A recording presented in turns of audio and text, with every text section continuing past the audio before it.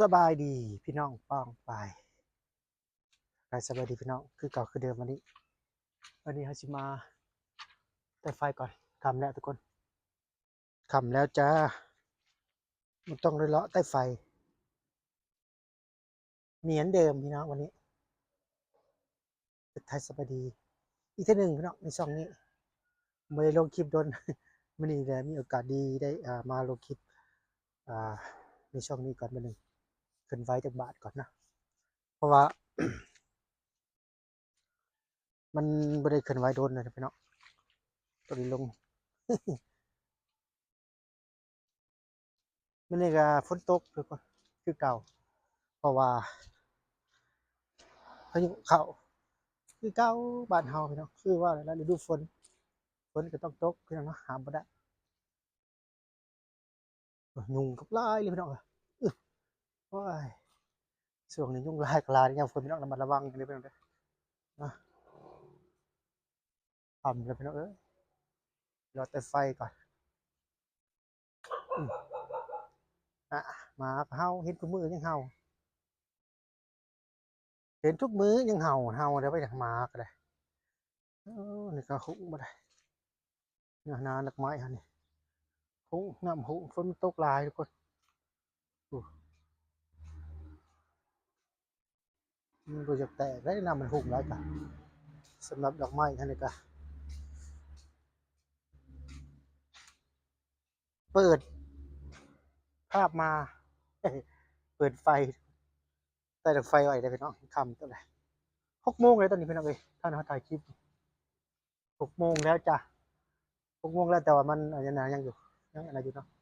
ยังแจ้งอยู่เพราะว่า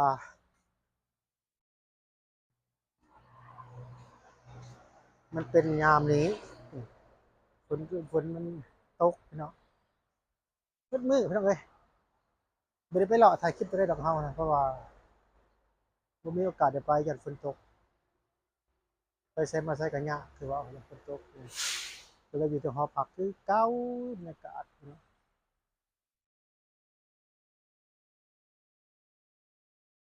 บรรยากาศยังแรงๆเนาะ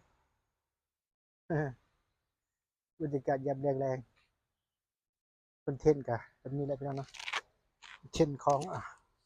วิถีชีวิตตัวเองไม่ได้ไปถ่ายไผนะจ๊ะเบิ่งห้างตัดผมก่อนมันจะเป็นห้างตัดผมอยู่ห้องบริตัดอักน้องชายตัดโอ้ยพี่น้องโอ้บรรยากาศคักได้ทุกคนผู้ใหญ่30เด็กน้อย25,000พี่น้องมาตัดได้เลยทุกคนเด้อเปิดทุกวันจันทร์ถึงวันศุกร์วันเสาร์อาทิตย์มันปิดทุกคนไม่ได้เปิดนะจ๊ะพี่น้องจ๋ามาได้พี่น้องมาได้มาตัดได้แต่ว่าคนไหนอยากตัดมาได้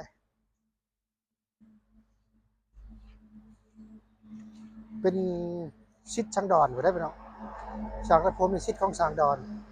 ถือว่าช่างดอนนี่ก็ถือว่าเป็นช่างตัดผมที่มีชื่อเสียงของแขวงสะหวรรณเขตของเฮาเนาะแต่พันแต่พี่น้องท่านใดอยากตัดเชิญชวนมาได้นะนี่พี่น้องตั้งอยู่แค่นี้แหละตรงหมอเลยเก้า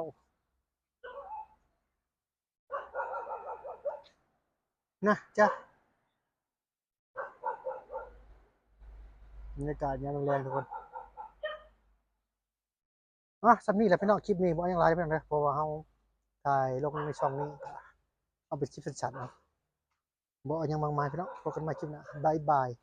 สำบายดี